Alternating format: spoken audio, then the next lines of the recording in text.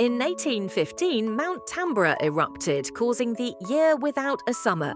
Crops failed and people faced famine. But what about animals?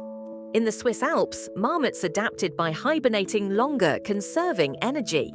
Meanwhile, in North America, birds like the American robin migrated earlier, seeking warmer climates. These adaptations were crucial for survival. How do animals know when to change their behavior? Nature's cues, like temperature shifts, guide them. This historical event reminds us of the resilience and adaptability of wildlife. Like, comment, and subscribe for more fascinating stories about nature's wonders.